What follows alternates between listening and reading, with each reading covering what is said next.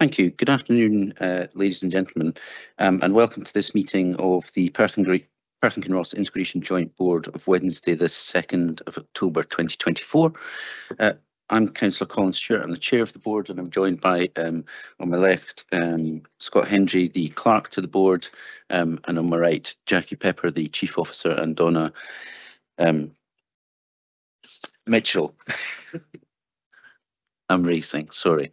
Donna Mitchell, the Chief Finance Officer. Apologies for the late start. There was a committee meeting that overran immediately preceding this, and it was necessary to rearrange the meeting room following that. I'd like to welcome to this meeting for the first time, I think online, we have Brian Jones, who's a new NHS appointee to the Integration Joint Board as a non-executive member of NHS Tayside. And we also have, I think, in the room, Heidi Douglas, who's an Associate Director of Public Health at NHS Tayside, substituting for Emma Fletcher, or deputising for Emma Fletcher, the Director of Public Health. And we're also joined by Councillor Grant Stewart, who's a new proxy member of the IJB, so a deputy council member of the IJB, but rather than have him sit in the public gallery, I thought we would have him join us at the table today, just as he familiarises himself with the workings of the IJB. Clerk, do we have any other apologies or substitutions? We don't. Thank you very much. Item 2 on the agenda, declarations of interest. Do any members have any declarations of interest in items on the agenda before us this afternoon?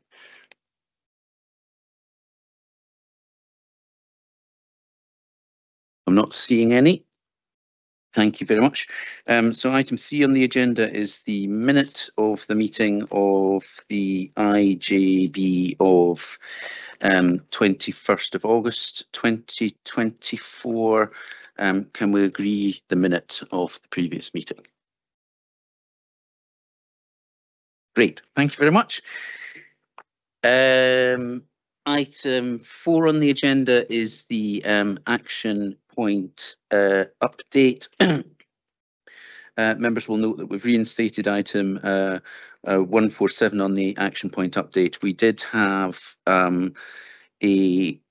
session on a development session related to primary care, but we didn't specifically close out the point about having a lessons learned meeting, so we've substituted that or replaced that back on the action point update.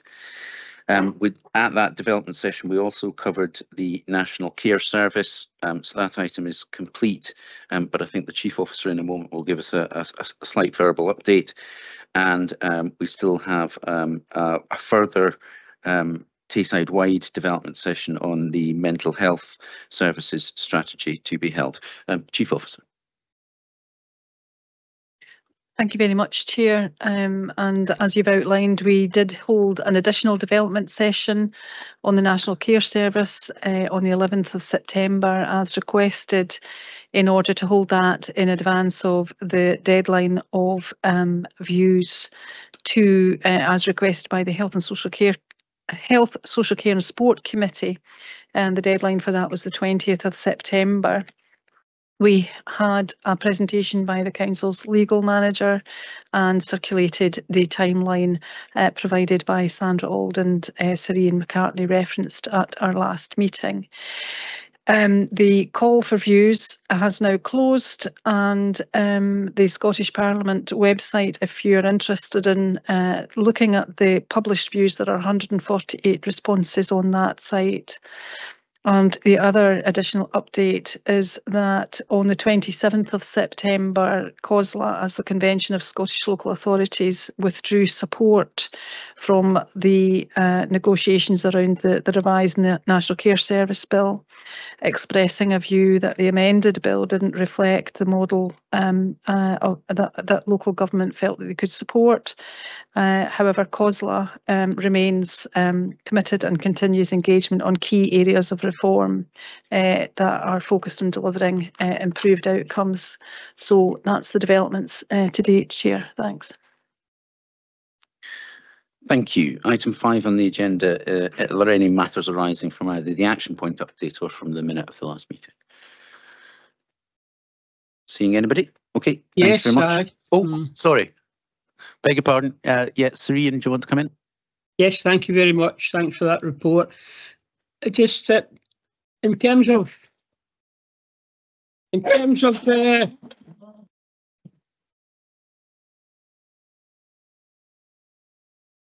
sorry about this.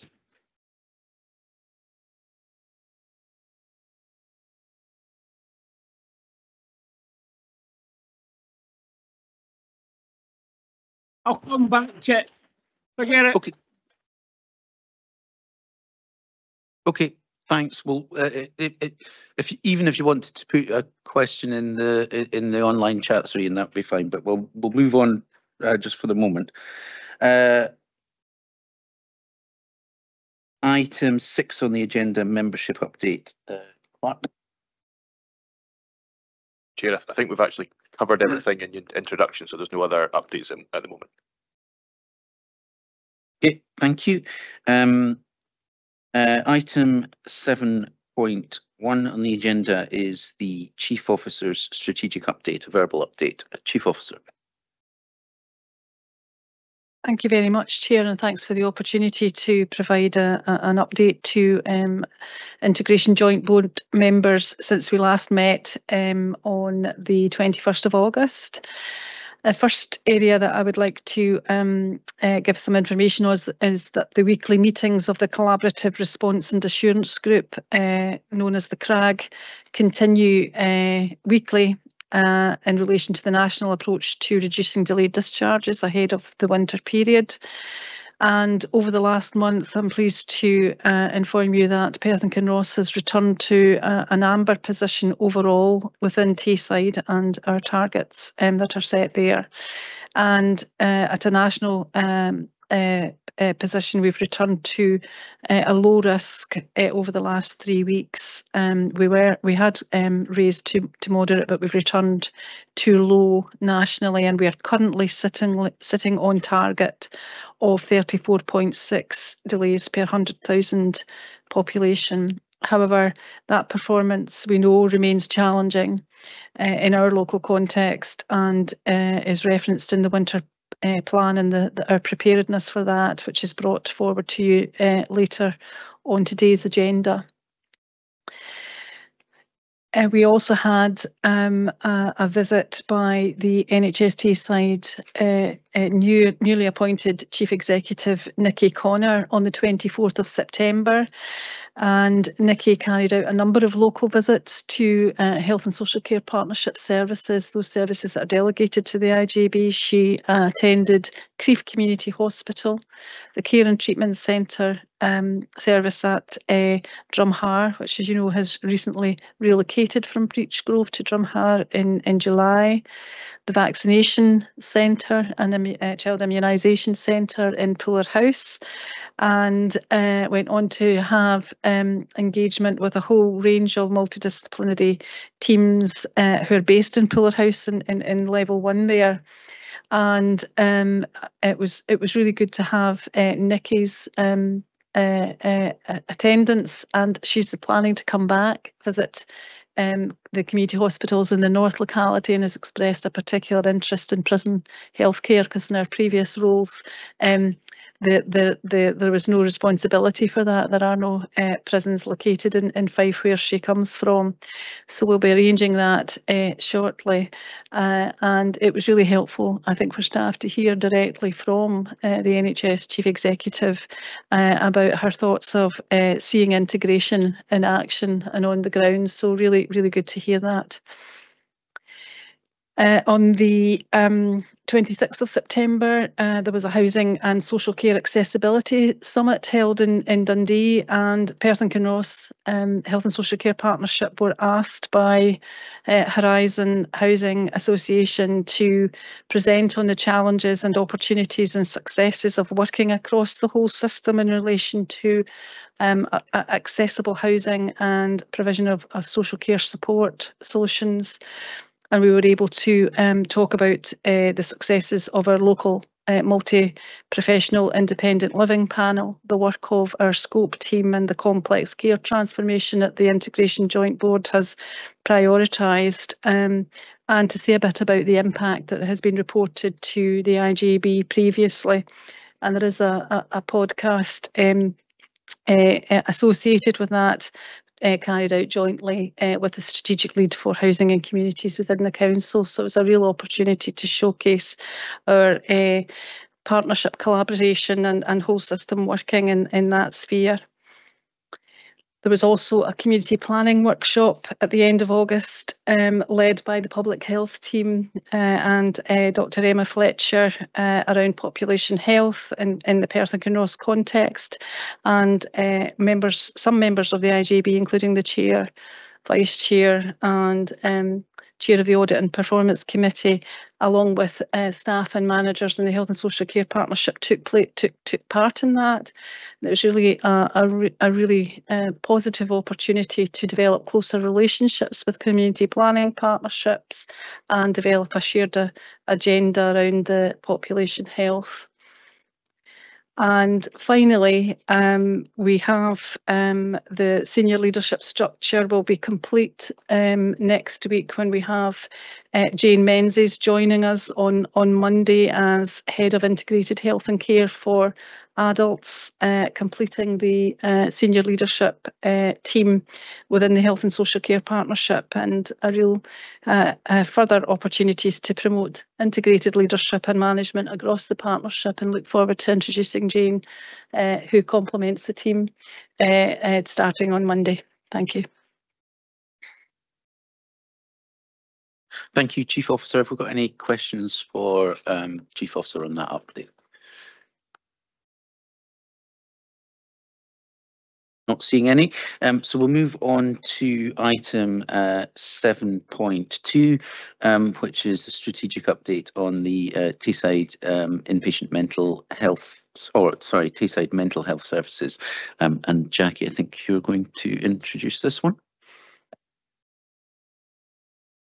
Thank you, Chair. Happy to introduce this, and you'll know that there's a regular update to the Integration Joint Board and our Integration Joint Boards in Dundee and Angus, as well as NHS Tayside Board, on the whole system mental health and learning disabilities change programme.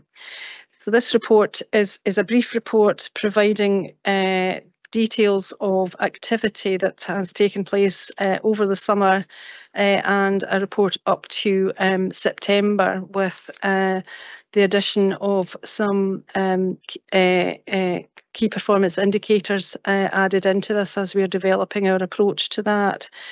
I'm happy to take some questions in relation to this report, but what you have attached is the highlight report in terms of progress that was presented to the last meeting. I think it was the 11th of September, to the programme board, and there's a couple of other additions that I would like to mention to you, in that there's been some developments within Perth and Kinross that are not referenced in here that have commenced with Dr. Kirsty Gillings, whose work on personality disorder is referenced in the paper. Kirsty delivered some initial training to over 200 staff, between 200 and 300 staff, across criminal justice, children's services, health and social care partnership staff, last Friday, and we'll also be coming back to do some further training on shared assessment tools with a very strong evidence base around that. So I think that's indicating to us a real commitment from frontline staff to engage in new thinking, new ways of working in and around the whole system change programme. So really look forward to seeing further reports on that. And just to draw your attention to the review of the work streams as they're outlined in this paper, and that's being carried out over the month of October to further refine and streamline the work streams that are sitting in the whole system change programme, and to be thinking about some of the progress that we can consider as business as usual and be taken forward within operational management spheres. So thank you very much, Chair, but happy to take questions. Thank you, Chief Officer. Do we have questions? We'll go to Vice Chair Beth Hamilton first. Thank you, Jackie, for this report. It was just, I picked up in the highlight report and then followed on in the detailed dashboard, I think there, about milestone achievement and some of them that they're looking for a revision. How is that agreed and who's that agreed with? Thank you. We don't have Dawn as the programme manager here, but she would be able to tell you some of the technical details around that in terms of how that's raised within the work streams. But I know that that's reported to the programme board and agreement is reached at that point. I had a discussion with Dawn this morning around some of the areas where it looks like there's substantial areas of revision, and she was giving assurance that that doesn't mean to say that the work is not taking place. It's just that there's a need to revise the milestones around that. So I think the work that we're carrying out over the month of October will allow us to bring that back into line and report on that more realistically. Thanks. Thank you. If I can just ask another quick one. It was not really a question, it's a comment. I had the pleasure of visiting Carsview yesterday. Not yesterday, that was unions, Monday. And it was just, I was looking at particularly the intensive care, etc. And it was really good to hear of all the work that's ongoing. But I was wondering if it would be possible to hear a bit more about Perth and Kinross, because they were explaining there was a different model, so it was in each of the 3 areas. So it would be really good to hear about that. Doesn't need to be today, but if I could arrange to hear more about that and how it feeds in, I would be keen. Thanks.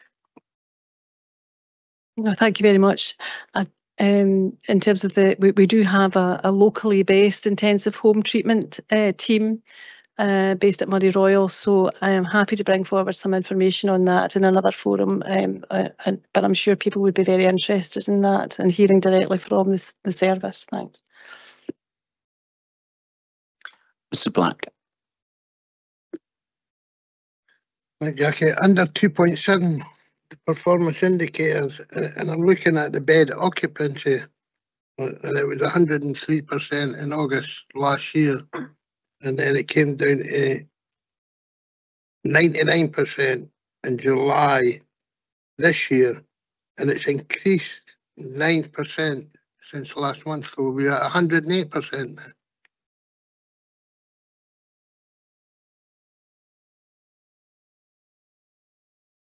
No, I think it's a 9% increase June to July up to 99%, but the comparison from the previous year was down from 100. So if you compared there's 2 different things. It's comparing last year with this year and also last month with this month. One was on the number of new patients. It's increased by 75 to 3,345. Does that increase the level of over 12%? Does that affect these figures? The 77%, the 33%, the 45%, does that include it? That 75 increase? I'd have to confer with other people and come back to you on that one, Martin. But I'm assuming that it does, but I would absolutely need to confirm that with the people who are supplying the data.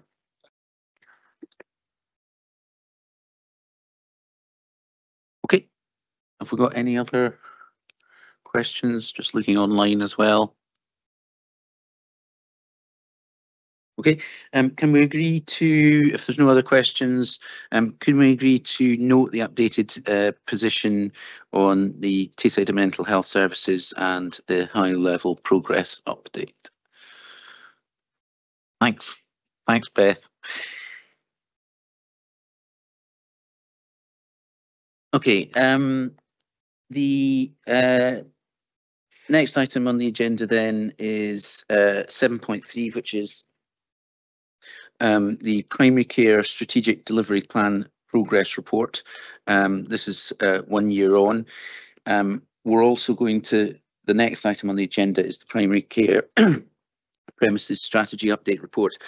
This was going to be introduced by Dr. Sal Peterson, but she's unable to be with us today. So I think our clinical director, Dr. Dougal, is going to introduce this paper, and we have a short presentation which will relate to both papers. So we'll take the presentation first, and then we'll deal with the papers separately after that.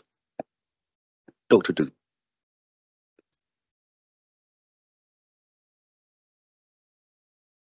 Thank you, Chair. Is my microphone on? Yeah, that's fine. Yes, I'm a late substitute for the very able Dr. Peterson, who is unfortunately not well and unable to be with us. I'm sure we want to pass on our best wishes to Sal for a quick recovery. So apologies for late substitution. I heard about this at 6 o'clock last night. So I'm going to use Sal's slides and try and speak to them as best I can. You'll be aware that this time last year, in June last year, we brought forward the strategic delivery plan and also the premises plan for approval. So we're a year into that. The SDP is a 3-year programme. The premises one was a 5-year one. So we're really just eking our way into the start of that. But I think you'll probably note that there's been a number of changes since then. So this is fairly early first update. Can we have the next slide, please? So this is just a bit of background that of the different components that brought together the two documents. There was a lot of engagement with GP practices, clusters, general practice. The team, the primary care team, attended the strategic commissioning planning meetings and gave everybody an opportunity to contribute. Primary care services and other HSCPs were also asked for comments. So this culminated in the two documents that you see that you received last year and which we're updating just now. Next slide, please. So the SDP really was, it's a kind of standard mantra you hear these days, but it's really at the core of what we're trying to do, delivering the right care at the right time in the most appropriate environment, preferably as close to the patient's home or homely base as possible, with well-supported, well-trained multidisciplinary teams working alongside our primary care colleagues. If we'd done a primary care presentation 5-6 years ago, this would have been completely different. We had very little, the previous LHCC had very little really to do with managing primary care teams, whereas now we have something like 150 staff of about 104 full-time equivalents working in and around GP practices, covering the primary care work within practices. So it's a very, very different landscape. Next slide, please. So the outcomes that we targeted in the strategic plan was focused on delivering for people, for outcomes for people, for the workforce, and also for the system. Next slide, please. So the key achievements over the last year or so that you'll have read these within the documents that you've received. Around the people areas, there's been an extensive piece of work related to health needs assessment, working with the Community Council in Bridgeverne, which has been very well received. There's been a premises survey that there was well over 1,000 responses, I think I'm correct in saying, and that is feeding into some of the other work which I'll mention in a minute. But we were quite taken aback with the number of people across service users and public who wanted to pass comment or give suggestions for what they would like to see in their primary care premises. We've introduced quarterly newsletters for GP practices, drop-in sessions, so that we can improve communication and this working together, this MDT type of working. And we've now increased the use of care opinion as well, so that all of the managed services that we have within primary care managed by the HSCP are all getting feedback or encouraging feedback through the care opinion medium. We've been working to try and improve the MDT working. We've developed an action plan around sustainability for practices. We've tried to expand the first contact physiotherapy in primary care as well. The very bottom one there on the left, we've been trying to address the prescribing budget where we can, and we've had excellent engagement with practices across P&K on a particularly significant piece of work, which has brought significant savings. And we really applaud the engagement that we've had from our 23 general practices in the area. In terms of workforce, you may recall I presented a number of years ago, or Danny Smith did. We presented together, in fact, the first sustainability survey. This was really novel. This hadn't been done in Scotland or anywhere else in Tayside. And we're now in the 4th iteration of this. And this has now been adopted by Angus and Dundee, and we do it as a combined survey each year. I've always been very clear that there's no point in surveys unless you actually do something with it. And people become very tired of returning such things if they don't see change. And our primary care team have pulled together a sustainability group who are involving GPs, practice managers, and people from the team from the HSCP to look about what are the things we can do that will help practices be more sustainable. So there's a lot of active work going on along that. There's been new community-based pathways for ECGs, which are heart recordings, which we can do alongside the CCAT services, and we're combining with the medical diagnostic team at Perth Royal Infirmary to deliver that. There's also been a lot of work done on well-being. There's been improved tools or accessibility to tools around that, newsletter support, and Amy, one of our team, has become a well-being champion for that. In terms of our system, we now have a premises group which locally to try and develop improvements and take those strategies forward, and we're also inputting to the NHS Tayside one. More input, or we constantly talk about what digital solutions can we make us work more efficiently, and the MedLink programme we've adopted.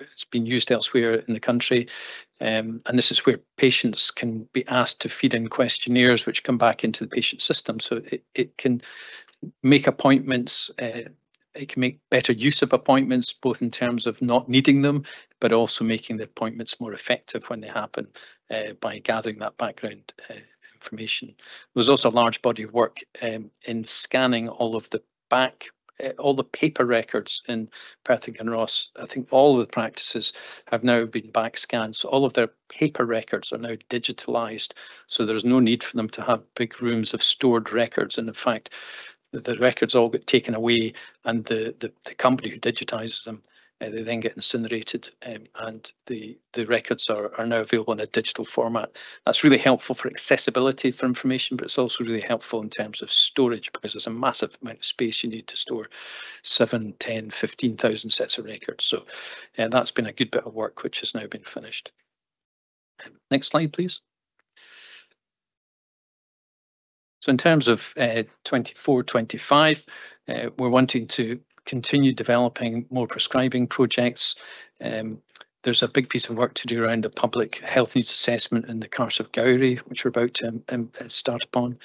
Want to improve relationships and collaboration between the teams. And as I mentioned, if you look 5 or 6 years ago, we were very separate entities. GP practices were on one side and the LHCC or the HP were on another, whereas now we're much more integrated, and we're trying to break down the barriers of perhaps suspicion or historical them and us, and we have a great team in the HSCP who are leading that work, and I'll come back to that later. In terms of the workforce, again, we're trying to put in place improvement plans to support practices in terms of improving their sustainability by training up their teams, supporting them in that, and then their well-being. New pathways of care, I mentioned ECGs. We're hoping to get breathing tests done. It's called spirometry. Again, linking with our diagnostic colleagues in primary care in the hospital. What used to happen is you would get a breathing test in the GP practice, and then you would go to your clinic in the hospital and you get another breathing test, which was the same, but the hospital didn't trust the ones that were done in the community because they were of variable quality, and they were of variable quality because there's a skill in doing these things. Whereas now it'll be the same team that does them. But what we're trying to do is get these tests to be done close to the patient, and they can be used lots of times. So we've worked very closely with the IT gurus of NHS side, who I happen to share an office with. So that's very helpful. Again, I've mentioned supporting the MDT and GP teams. There's work to look at QI measures for the managed services that we've talked about, and we're doing that alongside Angus and Dundee colleagues. So we've got shared quality indicators across that. The DATEX system you'll have heard mentioned a number of times, mostly in the context of secondary care. It's how events, near events, near misses, etc., are monitored, but there's very little use of that in primary care because they're independent contractors. So we've been trying unsuccessfully for a few years, but I think we're now getting some traction in that. And the benefit of that is that more people can benefit from the learning from isolated events in individual practices. So that'll be coming up in the next, hopefully, year or two. Moving on to the next slide with the premises, these were the priority areas that we identified previously, and that remains the case, but things move slowly across these things. Next slide, please. I mentioned that we had a primary care premises survey, which we had a very good response from. And when we're looking at improvement grants now, and we get funding specifically for improvement grants, we're now able to target those at some of the areas which not only the GPs practices say they want to improve, but actually what the patients tell us they want to see improved as well. Jackie mentioned earlier that CCAT have now moved from Beech Grove to Drumhar. That's been a good move. It's a bit more sustainable. We now have a risk log as well for practices for the premises that we've got across P&K. I mentioned the health needs assessment, which is completed in Bridge of Erne, and we now also we're quite often asked to comment on planning applications, and we've got a statutory obligation to provide the services. We do need to make the planners and the council aware of the implications of these, both on operations and also the infrastructure that's required to support those, and where there is a need for developer contributions to improve those will be highlighted. Next slide. So coming up on over the next year, we mentioned the public engagement, the health assessment needs out in the CARS. We want to look at the premises survey again and continue to prioritise the areas that we've seen that need improved. Lease assignation is still an issue that's very slow movement. It is moving, I think, and there seems a bit more of a structure around lease assignations for GP practices, which I and others have previously highlighted to this group is an issue where practices can't attract new GPs because of the risk that they feel in having a lease assigned for long term. And again, exploring the Western Edge and Broxton area and looking at the spaces that practices provide. But last survey we did suggest that there was a significant lack of clinical space in Perth City for the population it's serving, and that population is increasing, so those needs are continuing to rise. Next slide, please. This is the team I'm presenting today, but this is a group of people who does all the work. Lisa and Caitlin that are beside me, they work really hard. They're very passionate about what they do. And I think the work that I presented here is a credit to them, and not to me. But so Lisa, Caitlin, Sal, Beverly, Ruth, Andrew, Mark, and Amy are all, are great assets, and we should applaud them for all the work they do. But I'm happy to take any questions. Thanks very much, Dr. Dougal. I think the point you raised, I think, on the sort of maybe the second to last slide about commenting on planning applications is a really important development. It's been an issue, I think, since I was, well, it will have been an issue before, but certainly it was an issue that came up very early on when I was elected a councillor, making back in 2017, making sure that where we have large new developments, we've got the infrastructure in the whole to support those new developments. But particularly, I think one of the issues that does come up at the planning committee is about our concerns raised by elected members around and challenges around the provision of health facilities, not just GPs and primary care, but the provision of health facilities close to people. So that's a positive development. Can I invite any questions on? I'm just thinking, wondering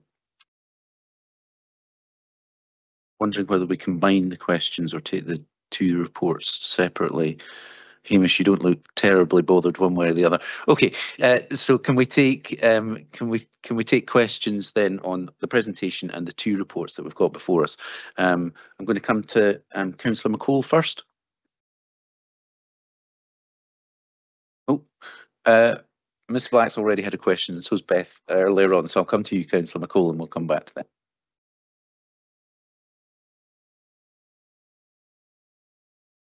Thanks for the report. That's very encouraging. I actually have sort of two questions. The public engagement, I noticed you mentioned both the Carse of Gowrie and I'm particularly interested in the whole Amond and Erne area because they've been without a GP practice probably longer than most. And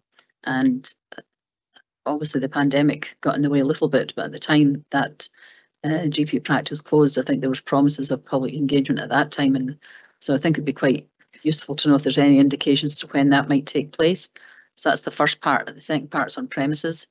I'm just wondering what engagement there might be with Perth and Kinross property team to look at smaller sections of brownfield site land, etc. throughout that might be suitable, and if there's any potential in that exploration. Thank you. So in terms of the public engagement with the Bridge of Erne area, that there has been extensive engagement. We've had feedback and we've acted upon that feedback. And I don't know if Caitlin, Lisa, you perhaps want to give a couple of examples about what's happened there and the feedback we had generally about the level of satisfaction. Earlier this year, yes, we went out and did a consultation exercise which was designed and co-produced by the Bridge of Erne Community Council with ourselves and also the community and engagement workers. And there was a large response to that and a lot of engagement done through all the different community events. And we also attended the Stronger Communities meeting on a couple of occasions and fed back. So from the outputs of the survey, it showed that the majority of the people through the health needs assessment were satisfied with the health provision within that area, appreciating the fact that they would like to have a GP practice back in the area, but the understanding of some of the other services that are now available that weren't available at that time when the GP provision ceased. So we've continued with that, looked at the outputs from the survey, and now we've got social prescribers in the area helping to support, also doing the community with Kath and looking at the expansion of some of the CCAT services, providing ECGs and additional services, and also mental health provision in that area as well. Okay, thank you. In terms of your second question, we have, it's a bit of chicken and egg. We need to identify a need, and it's a problem we've had in the past is if you don't have a practice, it's difficult to build a building for a group of, for a GP practice where you don't know whether you're going to recruit. So you might build a practice and then not have any to populate it. The way that we've sort of had some discussions in the past is about speaking with the 8 practices within Perth City about whether we can migrate a practice out, recognising there's a lack of provision in terms of space in Perth City. That is fraught with lots of different issues, but we we continue to explore those and discuss with the practices. There is a site identified already through the development next to Broxton in terms of a western expansion. We need to clarify whether that's still an option and how we would take that forward. But you're right, these have been the cards for a while, and COVID got in the way, and we're now, as we're getting into the strategy, starting to try and develop those. Yeah, and just that within Perth and Kinross Council itself, we are doing quite a lot to try and develop a whole one public estate type of scenario, hence the CCAT going into Broxton, the immunisation service going into Pillar House. But there's also, small pockets of ground as opposed to land, that some of it might be in the housing revenue account at the moment, but I think it's worthwhile at least seeing what's out there. I'm not saying we should build something, but sometimes the option to build is the accessibility of a suitable place to build or to create somewhere. And I think there's a real sense, and I'm not a rural councillor, so I'm probably not best placed to be categorical about what rural communities might need, but I hear a lot from colleagues who are rural councillors and people that I know that live in rural communities is that they like services near where they live, and a GP practice is probably seen as the most basic service from a health perspective that people would want. And I know that we've certainly had ideas come forward from other councillors around there's quite a big piece of land there, and there's this community, and there's some are attached to care of the elderly. And so some of those conversations are starting tentatively, not necessarily about GP practice, but about some other support facilities. So I'm just wondering if it's worthwhile having an exploratory chat about that, maybe with Jackie, or just to start with, or some colleagues from Perth and Kinross Council. Because I think if there's a site identified, then it might be a bit easier to say, well, actually, that might take away some of the concerns you have about long-term leases, or the leases could be done on a perhaps more creative basis. Not that I want to put any suggestions in front of the property guys, because they might not agree with me, but I think there's certainly some opportunity there that could at least be explored. Thank you. No, I think I welcome that comment, and I think it might be that if you had a chunk of land, it would be the impetus just to get things going, but it needs to be part of the whole strategic plan, and it's the operational service delivery around that bit. But I agree, it's very helpful. We'll take that forward. Chief Officer. Thank you very much. I similarly welcome that suggestion, Councillor McCall, but I think it would be also important to recognise the development of the local development plan 3 coming forward, LDB 3, and we've already been engaged in supplying. As you know, we've just revised our joint strategic needs assessment. We've got the information that's come through the surveys that are referenced in these reports, so we're really keen to engage in that at a very early stage to inform longer term thinking around that. So yes, we're absolutely plugged into those conversations and engagements.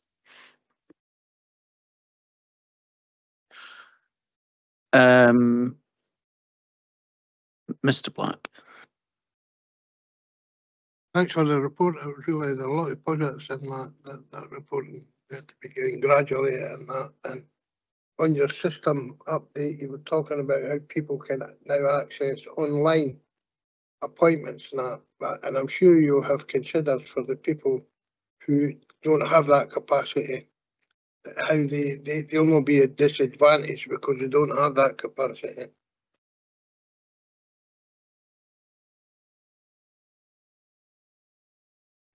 We have limited locus in determining how many appointments and in what format these appointments are within GP practices. All we can really do is help facilitate where practices want that, because the practices develop their own strategies within the practice in terms of how they deliver it. But I totally hear what you're saying in terms of making sure that those without online access aren't disadvantaged. I know when I went into general practice as a partner 25, 27 years ago, we were having conversations about being accessible and changing appointment systems to do it. And when I left my general practice after 25 years ago, a couple of months ago, we're still having exactly the same conversation. So it's not, these conversations are not happening. I'm sure they're happening in most practices. But I think it's a reminder to us in our role that we can be a facilitator to make sure that people have the best opportunity to get equitable access. Sam. Thank you very much.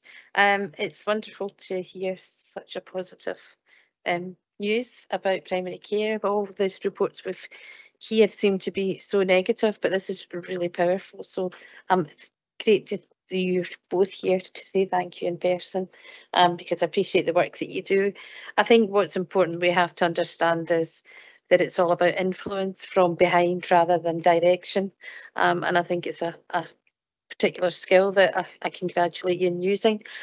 You would be disappointed, Hamish, if I didn't ask the question about linking into the Tayside strategy, and are there any lessons that we could share? I mean, I just feel that there's so much positivity coming out, particularly about the engagement with all the independent practitioners and facilitating some of these ways forward. And how's that been carried forward into the Tayside White? I mean, I would probably say that I think we're probably early adopters or pioneers in a lot of different areas, but it's probably fair to say we also follow some good initiatives, and we're really keen to learn from good initiatives elsewhere in Tayside. We have shared a lot of the things that we've done, and it's been replicated. I'm not sure whether it forms a significant part of the strategy. Certainly the sustainability work which we pioneered has gone forward. I think areas like the QI work has been a pan-Tayside collaboration. So yes, but and Lisa and Sal in particular and Caitlin are continually having conversations with our colleagues in Dundee and Angus, so they're very good at picking up on new ideas and sharing ideas that we have, although they don't always like to admit that they came here. They were done here first. But thank you, I appreciate that. Thank you, and I'll now bring in Mr. Jones online. Thank you, Chair. I just had one quick question around the sustainability or the risk related to sustainability of primary care services, particularly in rural areas. I was just wondering if there was any indication of how many GP partners or GPs have been recruited over the past 6 months.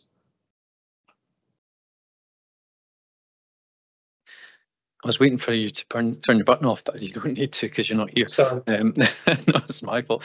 I think I can say that I couldn't give you the exact number, but what I can tell you is that the majority of practices in Perth and Kinross that have been trying to recruit or who had closed lists temporarily because they couldn't recruit have now mostly recruited and opened back lists again. I don't think we have any closed lists in Perth and Kinross anymore.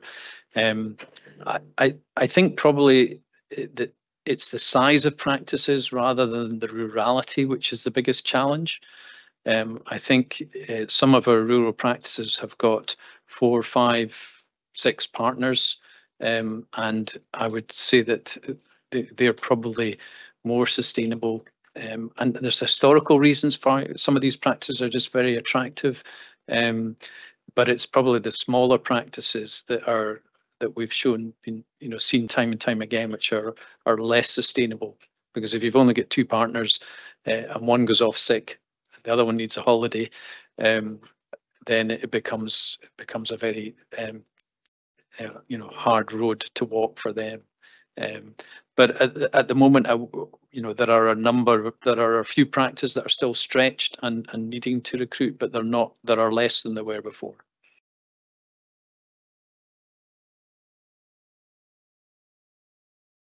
Okay, thanks.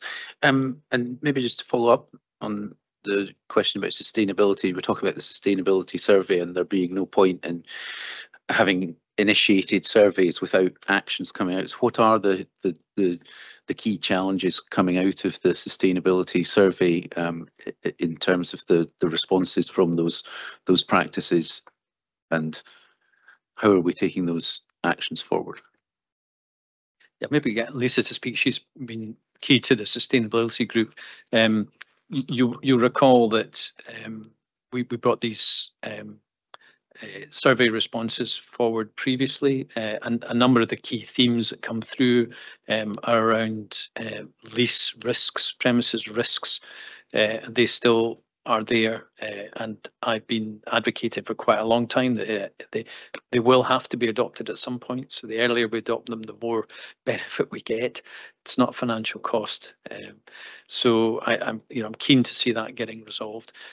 Getting practice to work more efficiently so that they can get their throughput through quicker, not quicker, so they can meet the demand better, because there's no doubt that with an aging population there becomes increased frailty. There's greater prevalence of more conditions, and therefore there is more demand on the work in primary care. So supporting practices to do that is also important. We did look at putting in a supportive workforce, and the IGB approved funding for that a few years ago. We only managed to spend a small amount of that, which is still providing some advanced nurse practitioner support where practices become temporarily destabilized for whatever reason, but unfortunately with various budget changes we've not managed to expand that. It would be something that I think in the future we would like to revisit, where we come across financially less challenging times, he says, hopefully. But I'll maybe ask Lisa, she's what are the main outputs from the group over and above that? Thank you. Yeah, the main areas that were identified, as Mr. said, is really the premises and the lease assignation, but also the workforce. And that's not just the GP, that's also including the admin workforce. So we've been doing a lot of work to support the admin with regard to some online support for them for a network that's been developed, also looking at some of the digital focused investment that we've talked about, but also helping support with some of the training elements and ensuring that the PLT that was established this year is being maximised to support all the different sectors within that. The work is taken forward through our sustainability group, which meets every 8 weeks. It has the primary care team and also the cluster quality leads and practice managers, and we all work collaboratively together to identify the key themes that came out of that and to take forward actions. So we do have an action plan and we're working through that. There has been a lot of work done to look at online tools, building a toolkit that has been shared with the practice managers and the GPs, but also looking at sort of smaller sustainability events that we can bring people into and actually get the conversations going to take forward these, so that it gets taken forward not just by the HSCP but also at practice and cluster level. And there are themes that have come out through it being a Tayside wide one that we're looking at now, engaging with the whole of Tayside to see if there's any areas that we could take forward together. Can I just come back in one thing, and just to pick up on the fact that we do now have a multidisciplinary team, and going back to the start of my presentation, I talked about the right person being seen by the right person at the right place at the right time. And we quite often hear the mantra, or that people complain because they phone up the receptionist, ask them questions. But the whole point of that is that no longer is the interaction with the receptionist just to get an appointment for a GP. It's to do that, getting the right person to see the person for the right problem at the right place at the right time. So if you phone up with a shoulder problem, you probably want to see a physio rather than a GP. Physio is probably much better. If it's a pharmacy issue, you probably want to speak to the practice pharmacist, but many people don't understand that these are options. So I guess it's helpful for us all to understand that. So when we're interacting with our constituents or people that we meet, that we just make sure that people understand that. No longer is the GP the signpost to all the services. The GP is just one of the services on that signpost. So training up the reception staff to effectively and sensitively interact with people who are phoning up is really important, and that's a big bit of the work that the primary care team are helping support. Thanks very much. I think we've spoken before about the need for better signposting, if you like, for advertising the range of services on offer at each of the primary care premises.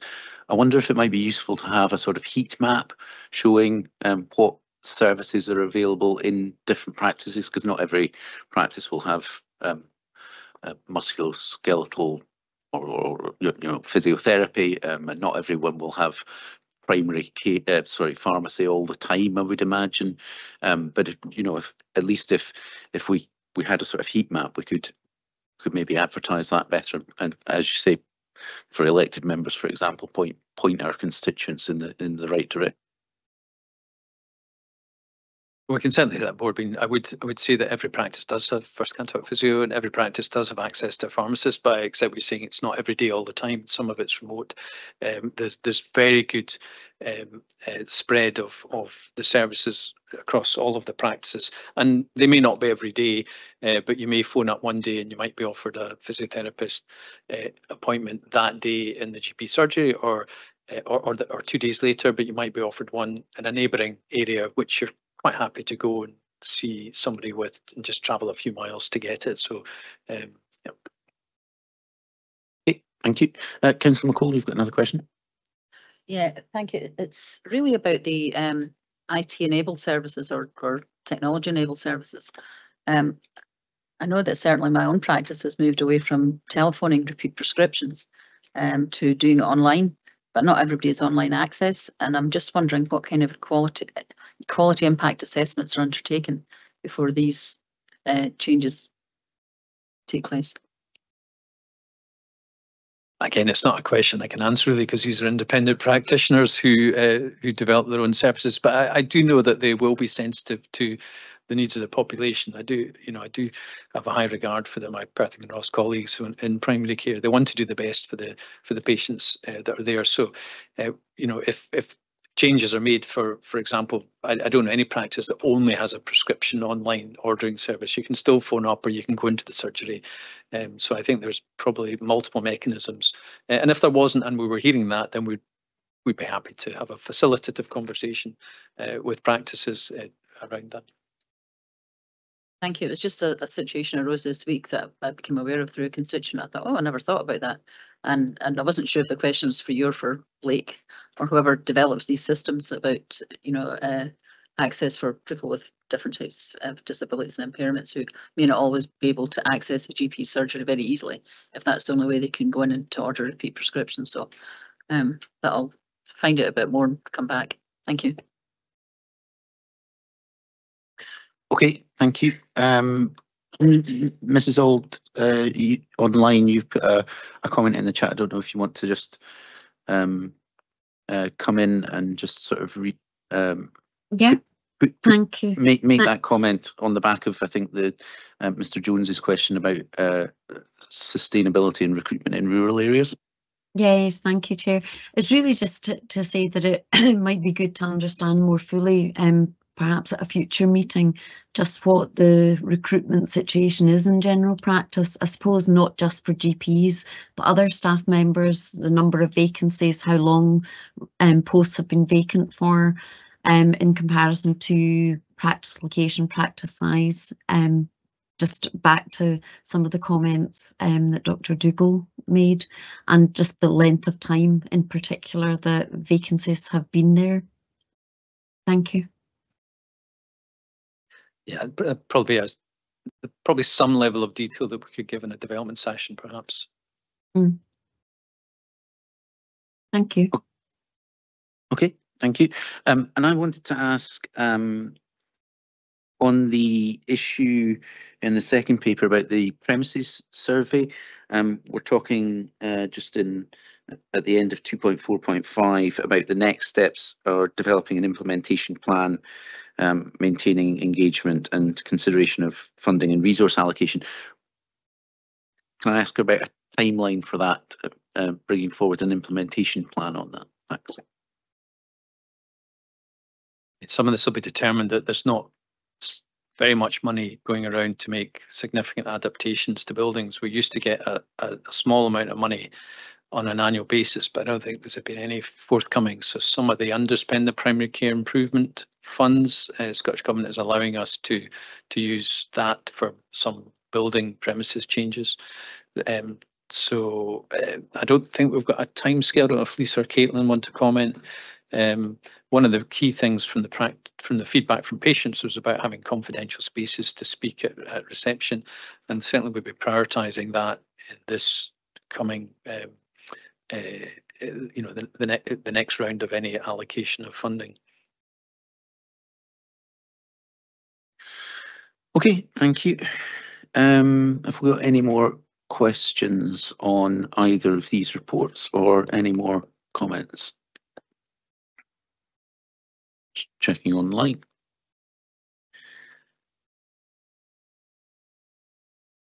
Okay. So in relation then to the strategic primary care strategic delivery plan progress report, I'll just run through the recommendations. Can we note the progress made in relation to priority areas detailed in the primary care strategic delivery plan? Note the progress made with implementation of the primary care improvement plan. Acknowledge the results against the PMF performance management framework, I'm going to guess, and that a full performance report will be presented to Audit and Performance Committee of the IJB in November of this year, and request that a further annual report is to be presented in 2025 detailing progress at the end of year 2 of the strategic delivery plan, and can we also issue the direction as set out in Appendix E? Is that agreed? Thank you. And then in relation to the primary care premises strategy update, can we note the progress made to date and instruct the Chief Officer to continue to provide progress reports to the IJB on the implementation of the primary care premises strategy on an annual basis? Okay, thank you very much. The next item on the agenda is the Perth and Kinross Health and Social Care Partnership Winter Plan for 24-25. There are links within that winter plan around some of the points to the financial recovery plan. So I think it would be useful to have that as a single joined up discussion, and therefore I would propose that we take a break at this point in the meeting just to allow people to get up, stretch their legs, refresh drinks before we go into that sort of joined up session on the next 2 papers, if that's acceptable. Okay, can we be back in at 2? I'm wondering whether we do 12 minutes or 17 minutes. 12 minutes. Back at 2:30, please. Thank you.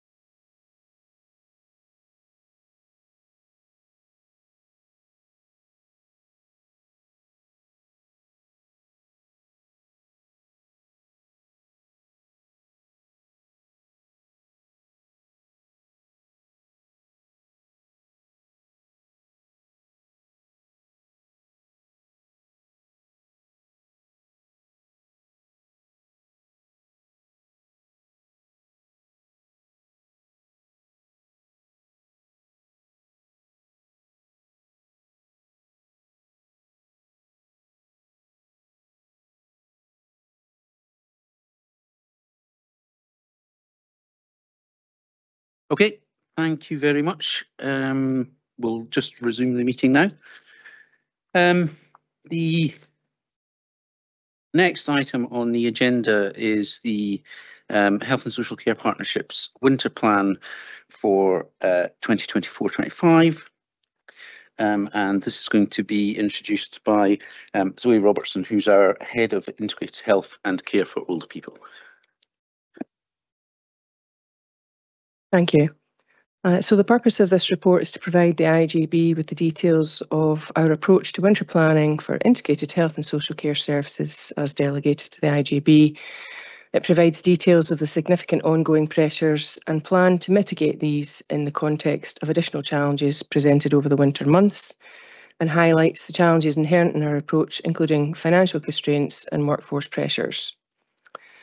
In its preparation, Perth and Kinross's winter plan takes full account of the priorities for winter set out within the Health and Social Care Winter Preparedness Plan from the Scottish Government, which includes 4 priorities around prioritising care for all people in our communities, ensuring people receive the right care in the right place at the right time, maximising capacity and capability, and focusing on supporting the well-being of our health and social care workforce. The Perth and Kinross Health and Social Care Partnership Winter Plan focuses on maintaining people at home wherever possible throughout the winter, optimising flow through hospitals to ensure there is enough capacity to provide inpatient care for acutely unwell people as required. And all 3 health and social care partnerships develop local plans which are contained within an overarching Tayside plan, demonstrating the ongoing commitment to partnership and integrated working and the appreciation that a whole system response is essential. So by way of thinking about the context in which we're working, first of all, the Scottish Government's confirmed that there'll be no additional funding provided to health and social care partnerships to support winter pressures. And therefore our key aim for this period is to support system and staff resilience. We continue to experience an increased level of acuity and dependence across all services, whether they're inpatient, care homes, care at home, community hospitals and community teams and services. And locally, as you know, this is compounded by the existing pressures of an increasingly older population, decreasing workforce and rurality. So our business continuity and resilience measures are critical even. So Perth and Kinross Health and Social Care Partnership have nationally performed well over the last year in relation to delayed discharges, with us consistently having less people delayed in hospital than our comparators. Our unique geography means that locally, however, set targets remain challenging for us to achieve. However, as Jackie referenced earlier, we have remained in amber since the midsummer period, in actual fact, on and off. Whilst acknowledging this will be a significant challenge for us in the context of our local demographics, and without additional winter pressure funding, we are working hard to maintain a good level of performance. So a focus on business continuity and resilience will mean that we're better prepared and will include plans to manage things like adverse weather, power cuts, increases in the number of people accessing health and social care services due to falls or infections, outbreaks of respiratory disease or other unexpected events. And as you'll see in the paper, there's a significant list of different actions that we are taking or areas of work that we're involved in. So the Health and Social Care Partnership's a core participant and stakeholder in Perth and Kinross Council Winter Planning Preparedness. We are continually reviewing, updating and testing our business continuity plans, including those, as I say, for adverse weather conditions, to ensure staffing capacity and flow to meet demands and pressure, and prioritising business critical services such as community alarm, heart and urgent care. Localities, even at an operational level, will secure, for example, 4x4 transport for the winter period, ensuring key health and social care staff can travel in all weathers to people regardless of their home location. We annually review and update our festive directory of services. We review and update lists of vulnerable people, whether that be in response to their presenting condition or with regard to essential equipment requirements should an unexpected event occur. We take a locality-wide approach to planned leave, especially during peak holiday seasons, with service management, team leader and social work cover available, including out of hours. we are ensuring that we have experienced social work cover available in particular services such as our HD team. We encourage update of winter vaccines within our staff and patient cohorts, and we work with home safety partners and community wardens, community organisations to maximise connections in localities to provide, for example, simple home safety and winter resilience advice. In relation to our community-focused integrated care, over the last 12 months, we've continued to take forward a programme of work to enable older people to receive the care and support they need at home or as close to home as possible, with the intention of avoiding hospital admissions unless clinically necessary. So we've streamlined our referral processes, and we've improved assessment sharing and reduced duplication to ensure that people with the right skills are supporting the person in need of help. And this work continues. We've fully embedded generic assistant practitioner roles into our community teams to prevent the need for cross referrals and multiple visits by different disciplines. It's taken a little while to embed, but this role is highly flexible and impactful when delivered to its fullest extent. We're progressing our development of integrated bases in localities, and Perth City being the first of which to be introduced in the coming weeks. Perth and Kinross have also completed his collaboration project for frailty, focusing on transitions of care, and we'll be using this experience and the learning from that to further develop our services. We've improved our approach to end-of-life care, ensuring people can access it easily and receive the support they need as quickly as possible. With regards to optimisation of flow, we've continued to optimise capacity and flow through PRI by working to reduce delays and discharges, and making stronger connections between our frailty pathway and community services and integrated discharge hub. We hold a weekly whole system meeting addressing delayed discharges and optimising flow, which involves inpatient and community teams from both health and social care. This interface forum encourages immediate troubleshooting and advanced planning. The acute frailty unit continues to be a successful resource, achieving targeted length of stay of under 4.5 days. This multidisciplined approach aligned to this unit is inclusive of a frailty nurse, social worker and early discharge project, who facilitate and coordinate rapid discharge planning and service provision. Both our internal and external care at home services have delivered more hours than in previous years, and our internal service has and continues to refine both how it delivers services, but also some of the cumbersome associated processes that have developed iteratively over a period of time. A new care at home contract commenced in September and has increased the number of providers by 7, with an even distribution across all localities, and are implementing an alliance-based model of delivery. And we anticipate a further uptake in care and reduction in unmet need, both in the hospital and in the community as a consequence of this. Community hospital stays are under 25 days, and this has been consistently achieved since midsummer, and we're working towards lowering that length of stay over the winter period. With regards to our ambulatory care, we've worked in partnership with our acute colleagues to support the opening of this care area at PRI, which allows patients to have diagnostic tests, including imaging and full clinical assessments prior to being admitted, and thus avoiding unnecessary admissions. Actions within our care at home transformation programme are impacting positively, and we've streamlined our referral processes for heart and our external care at home, increasing efficiency in our internal services through automated scheduling and reducing travel time across what we know is a very rural and large area, and increasing our direct contact time. We have implemented Pinpoint, which is a geographical online system which provides efficiencies in how we deliver care at home, both internally and externally. We're basing our community care assistants and quality monitoring officers in acute wards to improve pace and quality of discharge. We've continued our contractual arrangement with the early discharge project, which, as I say, is directly associated with the frailty unit and Ward 4 in PRI. We do have a very small number of interim beds which are available in exceptional circumstances within our 2 internal care homes and 1 external care home with a block funding arrangement in place.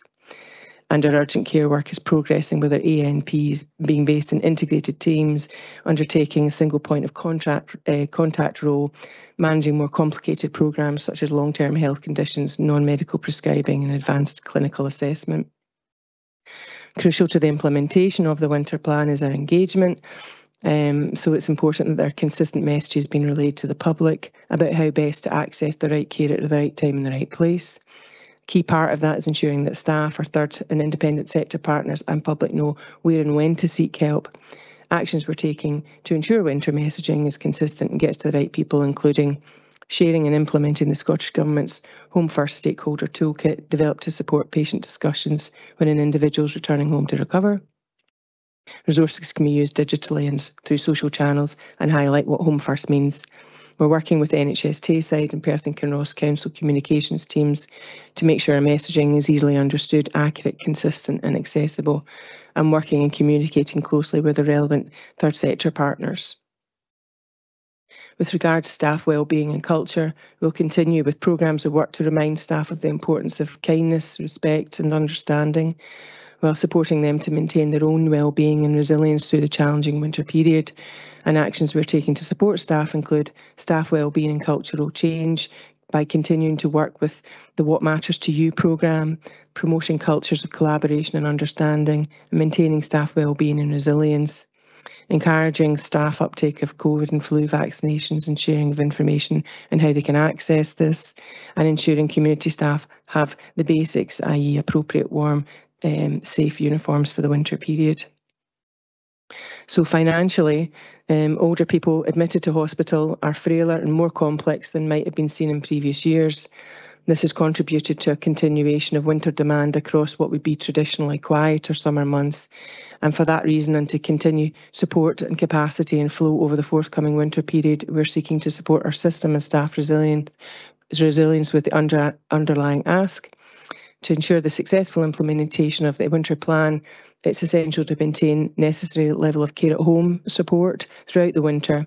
This will help achieve whole system performance that allows individuals to receive the care and support that they need in an appropriate setting. Therefore, extending the early discharge project until 31st of March 25 is necessary. The continuation of the early discharge project will require £390,000, which we will seek to requisition from Perth and Kinross Council at the next meeting on the 30th of October with the approval of the IGB. That's a slight amendment to the paper that you have in front of you with a slightly different funding stream, but the same amount of money that we are seeking. In conclusion, the Perth and Kinross Winter Plan sets out Perth and Kinross's approach to respond strategically and operationally to increased demand for health and social care over the winter period. This plan has been developed using the financial resources available to the Health and Social Care Partnership. However, the IGB should note that it's not possible to predict with absolute certainty the demand for inpatient beds over the winter period. Thank you, Zoe. Have we got any questions on the winter plan?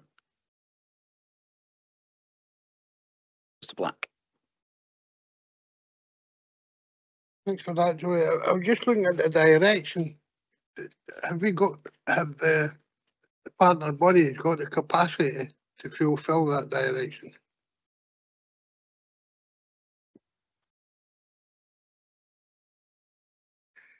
I would say so, yes. I think what's key to that is that whole system work between inpatient, acute and community services, and we're working very hard on those relationships and to ensure that we do so in a collaborative way. So I think that the directions that we're putting forward are something that is an ask of them, but also something that we are supportive of in the background. So I would say yes, they are.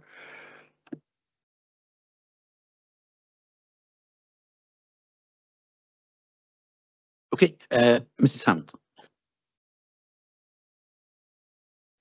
It's all looking good. It's all looking good. I was particularly pleased to see the reference to the continuation of the What Matters to You programme and not losing that, because I think, as you mentioned there, we were working hard on relationships, which is often in times of stress one of the first areas that break down. I've just been looking at the home toolkit, and I think it would be really useful. Can people access that, members of the public, or is that a toolkit solely for the services to use? I don't know if the toolkit per se is or not. It's certainly already on television. I don't know if you've seen advertising campaign. So I think it's widely publicly available, but I'm not necessarily sure the toolkit is per se, but I can check that, Beth. I was going to open it and have a look to see, but I thought we'll suddenly have this booming sound coming out. And the last question I was going to ask, you talked about encouraging staff to take vaccinations, etc. What are we offering and how are we offering? Is it just a flu vaccine this year, or is it flu and COVID?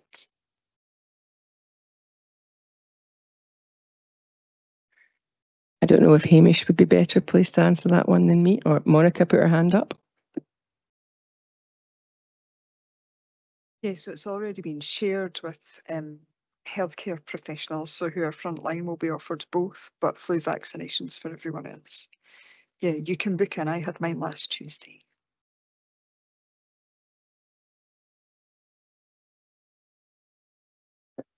Okay, have we got any more questions or commentary on the winter plan? Dr. Dawn. Sorry, delayed discharges. I'm going to ask you about. So I know that you commented saying that we're doing well compared to our comparators. Certainly when we see the benchmarking across Scotland, we know that Perth and Kinross is sitting kind of middle of the table, probably, of the 31 other local authority areas. We know that Dundee and Angus are probably sitting in the top 5. Is there anything that we can learn from Dundee and Angus in terms of how we can try and reduce those delayed discharges to improve flow through the acute settings to allow us to deal with that in scheduled care? Chief Officer. Thanks very much. I just would like to put a bit of clarification on where we're sitting nationally, because the data that we have is published weekly. We have our own dashboard, but it's not for further dissemination. But it's important to recognise that in this week's current position, Perth and Kinross is sitting 11th in Scotland. The national position is ranked 22, if you like. So we're ahead of Scotland. And we're ahead of our comparators, with the exception of Angus. So the comparators, we're sitting at 11, our comparators are 31, 29, 28 and 23. And Angus is sitting at 6. So our comparators in terms of our demographics and our geography and rurality, that's where we're saying we're doing very well, and that's really important to recognise, Monica. So although when we compare to Tayside, we're not performing as well as Dundee and Angus in terms of sheer numbers, when we look at those areas that we would want to compare ourselves against because of the context, it's really important to recognise that. So I just wanted to say that before asking Zoe to address the question. Thanks. I was going to say some of that, but not quite as eloquently as Jackie did. But I mean, we are working with Dundee and Angus anyway, because there's nothing wrong from learning from other areas that are doing well in something. So Dundee is obviously very different because it's the city, and we are, I think, 2.5 times the size of Angus. So there are differences in there, but absolutely working collegiately with those areas to learn what's working for them. Any improvements that we can make across the system, then we'll strive to do so, Monica. So yeah.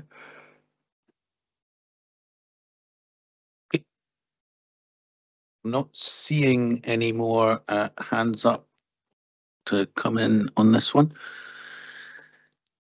Okay, so we'll proceed to the recommendations then. Can we note the ongoing capacity and flow pressures in health and social care in Perth and Kinross, which are likely to increase in the lead up to and during winter? Can we note the Perth and Kinross Health and Social Care Partnership Winter Plan? Can we also note that a Tayside Winter Plan is being developed in collaboration across the 3 health and social care partnerships and NHS Tayside Acute Services, which will be presented to the December IJB for noting?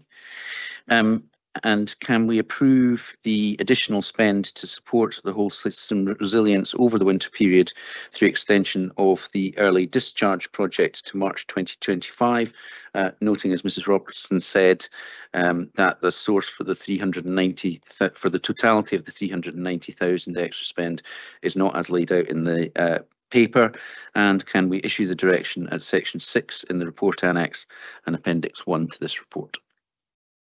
Agreed. Thank you very much. Can I just clarify, it's the December, not the November that's in the paper I heard, Jackie? So, okay, thank you. Yep, I got to the November word, but I read out December. So, we'll move on then to the financial and audit and performance section of the agenda. First of all, we have the financial recovery plan that we spoke about at our August meeting of the IJB, and that this paper is going to be introduced by Donna Mitchell, our Chief Finance Officer. Thank you, Chair. Good afternoon, everyone. So, as I said, at our last IJB meeting in August, an update was given to advise that the financial position was projected to deteriorate from the plan. And since then, we've taken a financial position report to our Audit and Performance Committee, which provided further detail on the pressures. But this report today provides the financial recovery plan for the remainder of 24-25. And the report outlines the significant financial pressures we are facing, but also the recovery actions that we can implement to address these challenges in year. So after applying the approved reserves and one-off funding, the projected overspend for 24-25 is 4.8 million. But with further application of our remaining general reserve, this reduces the projected overspend to 1.6 million. The main cost pressures are outlined in the report in section 2.7, and they are described more fully in the appendix 1 of the report.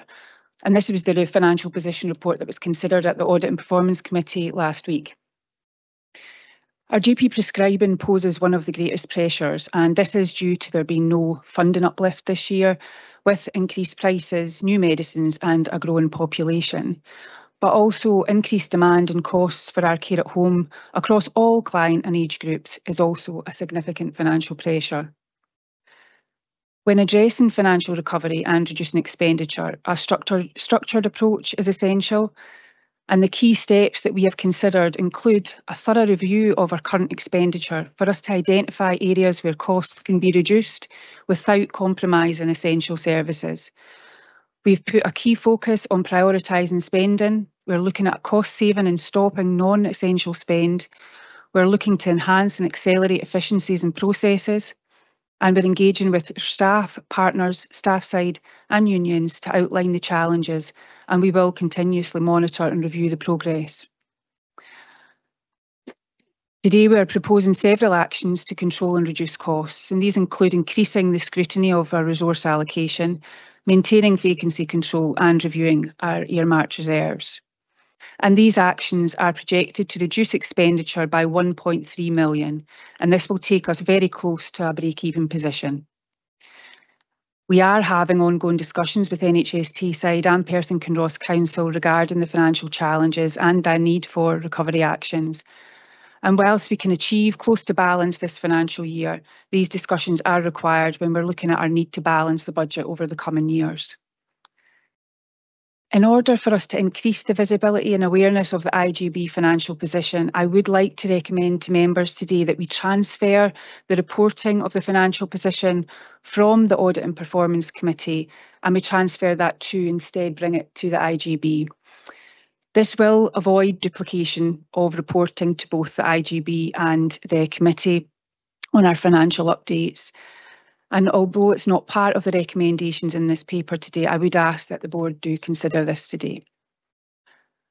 I hope this report, together with the financial position report that's attached in the appendix, provides members with the information and assurance that all action is being taken to achieve balance in year, but whilst maintaining services. Happy to take any questions.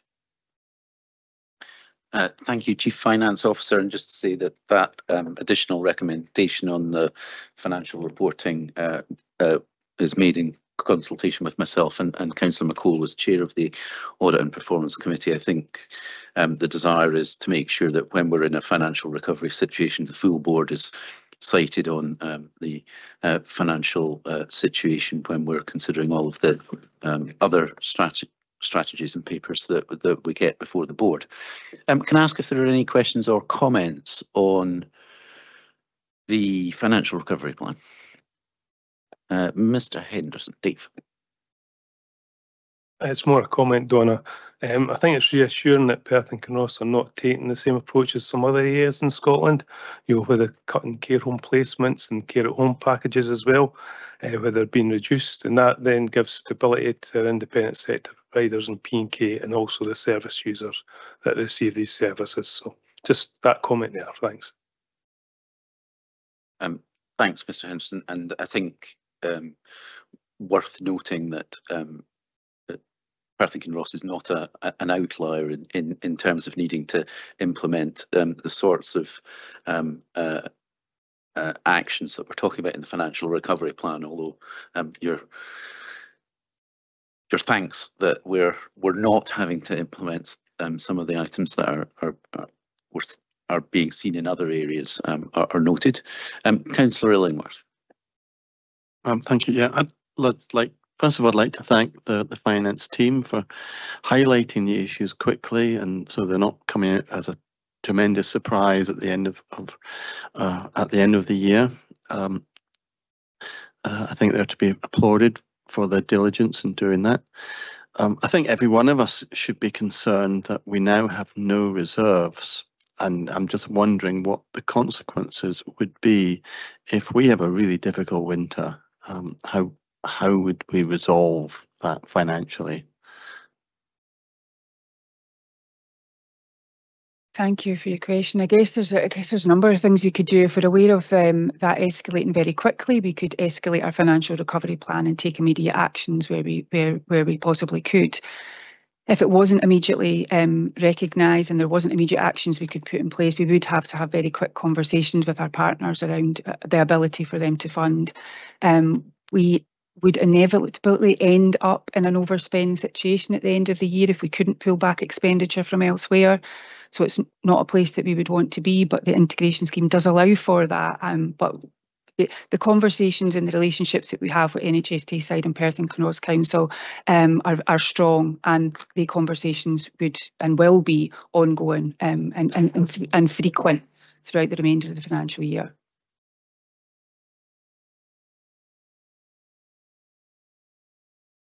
Yeah, and in terms of your question, Councillor Illingworth, thinking ahead beyond this financial year, and that's going to be critical, because the way in which we've used our reserves to balance the budget from the outset will not be available to us. So not only we're having discussions right now in terms of the immediate financial pressures, but also going ahead into 25-26, because that will be absolutely key. Dr. Dawn. Thanks for the report. I think across the piece we're seeing obviously financial problems, whether or not that's because we're underfunded or over, it's difficult to know, isn't it? But the one thing that keeps coming back up is prescribing as a challenge for all of us. And certainly there's been no uplift in terms of secondary care prescribing for I think 2 or 3 years either. When we think about an ageing population, obviously we've got a larger number of people in Perth and Kinross with that than in other areas. And obviously that leads to comorbidities and increased spending. But thinking about things like SMC approval for new drugs, and obviously they're often expensive drugs when they're new drugs. I know certainly as acute services, we're taken back to SG all the time that actually they can make recommendations round about new drugs all the time and tell us that we've got to prescribe them, but there's no funding comes with them. I wonder if all of us should be doing the same thing, each IJB as well as acute services across the country, saying we can't keep taking these recommendations on. They're the right thing to do if we think person-centred and we think if we were the patient, we'd want that treatment. But how do we keep on delivering it with no additional funding? I can't really see much more than I agree, and I do. And they are conversations that we're having across the IGBs and across the CFO network about how we collectively come together to say that yes, the SMC advice may be the right clinical, and it might even be the right thing to do in the wider economic environment, but the affordability is not there, and therefore we cannot keep work operating the way that we are. So yes, and it's certainly on our agenda.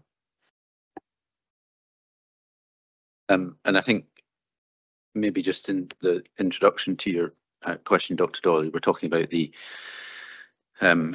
increase in comorbidities due to an ageing population. But if I recall correctly, one of the statistics that I saw was that our Perth and Kinross population is healthier at an older age than some of the other health and social care partnership areas. So people are living longer and healthier lives in Perth and Kinross. So the hit for the prescribing doesn't happen as early as it might do in some other areas.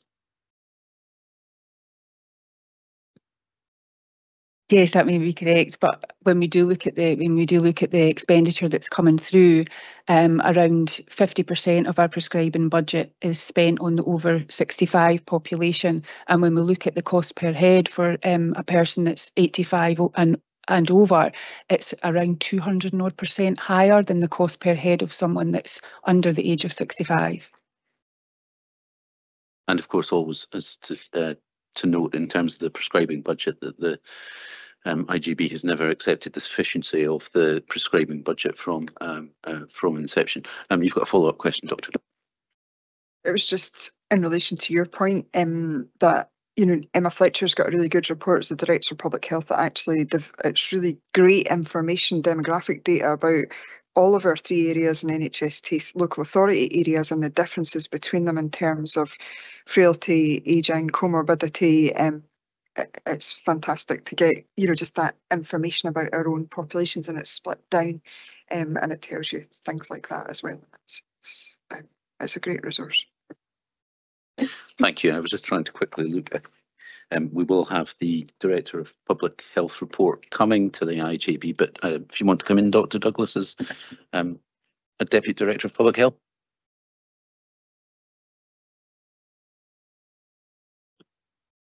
Have multiple microphones. I think it's also just important around the prescribing is actually some of the prescribing might be what's keeping the population healthy as well. So there is that co-relationship as well. So it's not just a linear relationship around being healthy means you don't have access or use healthcare as well. Thank you, Mr. Black. I agree with Councillor Illingworth, and a huge respect to the finance team for all the work that they do. I'm just clarification I'm looking for. What is a non-essential post? Quality, quantity. The terminology may not be entirely appropriate, Martin. When we're talking about non-essential, all our posts are required. They're required to allow us to operate well.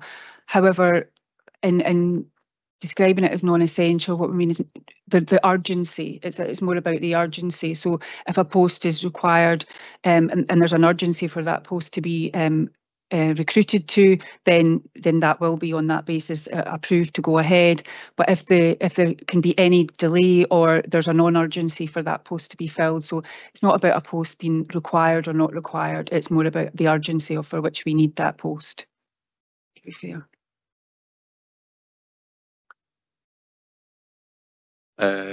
Looking round for any more questions. I've got a question. When we look at the some of the areas of spend that have increased between when we set the budget in March and July, which is the reporting period, some of those percentage increases are over a 5-month period, quite eye-watering, and I wondered what we were doing to drill down into the causes of those increases in, significant percentage increases over such a short period of time. It may be more appropriate for me to bring in Zoe just to give a bit more detail around that. But I think it's important to note that in the financial recovery actions, this when we're talking about the increasing the scrutiny around resource allocation, that action is exactly that. It's linked to us seeing that spike and making sure that we're making best use of our resources in relation to that. And it may well be that we are, and it is entirely an increased need that we are seeing, and that it's not preventable. But so that's what the action is in relation to. I don't know if it'd be helpful to come back in around the increase that we're seeing. I think some of my answer might be assumptive at this juncture, so it might not be as helpful as you would want it to be, but it would be my observation that there's a degree of overprescription in some respects for assessment activity coming out of the hospital as an example of that. We're seeing packages of care which are twice the size that they were at this time last year. So that's why we're putting in some dedicated resources in and around community care assistants and QMOs into the hospital to look at those assessments to make sure that they are right. I understand the reason why sometimes people are overprescriptive because they're looking for a rehabilitative approach in the community, but we don't have a rehabilitative approach that we can provide in its fullest sense. We are making referrals into care at home, which is a re-ablement service, and so that's some of the work that we're undertaking in terms of urgent care integrated teamwork to look at how we wrap around some of these discharge packages of care. So they might look large initially, but shrink down quite quickly to a more appropriate size of social care intervention. But some of that's assumptive at the moment. We really would need to look at these cases case by case. Some of it will be around learning disabilities as well, I assume, and size of packages of care that are coming through at this point in time. And some of those packages of care are very large and can push up those numbers very easily in a very small number of individuals. Okay, thanks. I think I was more thinking about in terms of increased demand or need and complexity, what if anything was we were doing to drill down and look at the causes for that in such a short period of time. But you can come back to us, or we can include something on in the update that's coming to the next joint board. Chief Officer. Just very quickly, Chair, thanks. Just to say that we have identified a dedicated resource to do the work that is outlined in the recovery plan, which will be part of that was about the increased scrutiny and challenge around it. So we will learn from that in terms of the findings from that. Councillor McCall. Just a comment really in response to Dr. Doyle's comments about data intelligence. We have in fact drawn down within the council from the Public Health Intelligence Unit, I think there's all two of them, it's some sample information around some of our key localities, and certainly I've been having conversations with the Chief Officer and with this and the Executive Directors of Perth and Kinross Council, because it's implications for Perth and Kinross Council as well as for this Health and Social Care Partnership. So that work has started, but we're just at the early stages of it. But you're right, it's very powerful information and has implications not just for this partnership, but for the much wider public sector here. So just to reassure you that. Okay. If there's no more questions or commentary on the report, I'll turn to the recommendations.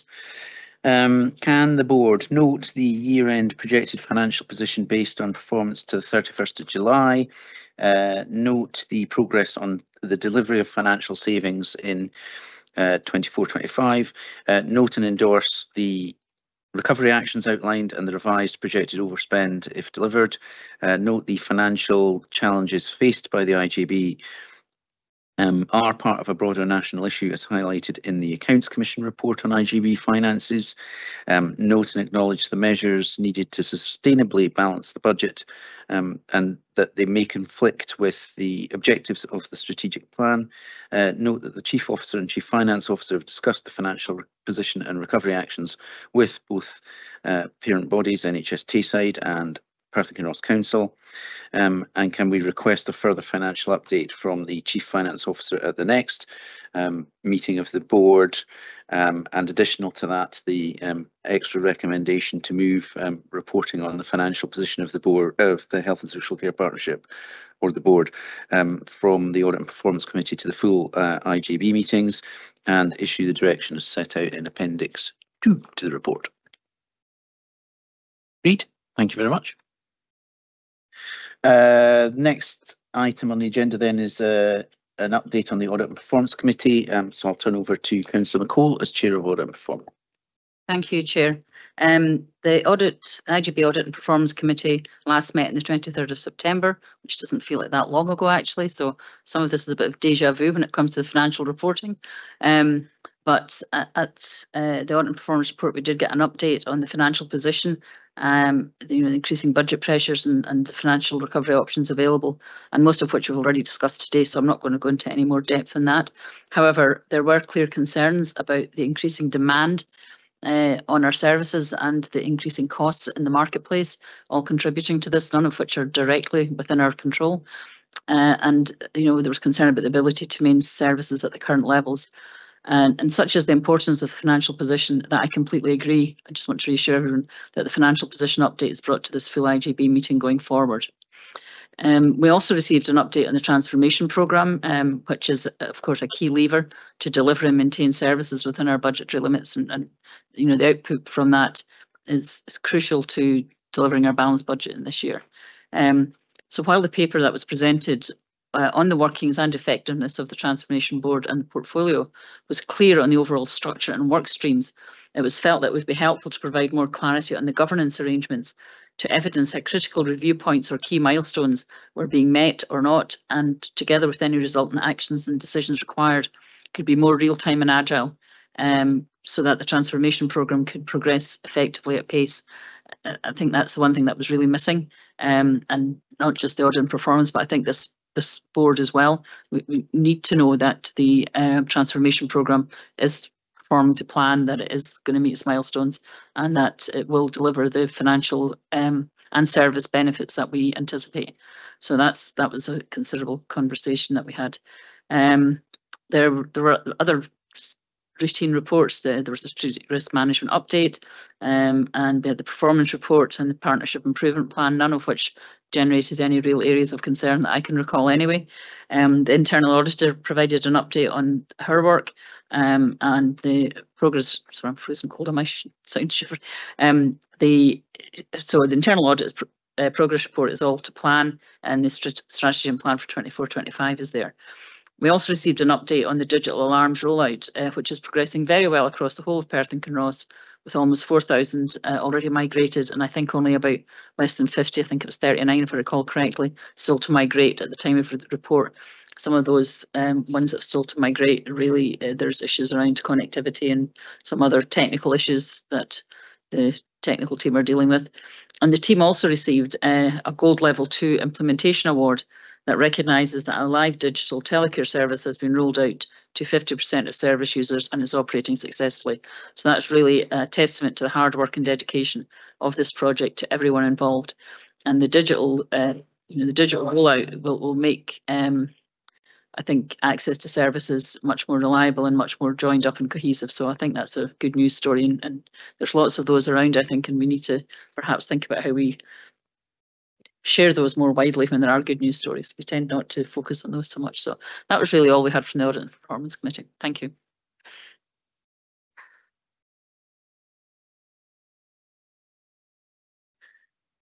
Thank you. Have we got any questions for Councillor McCall on the Audit and Performance Committee business?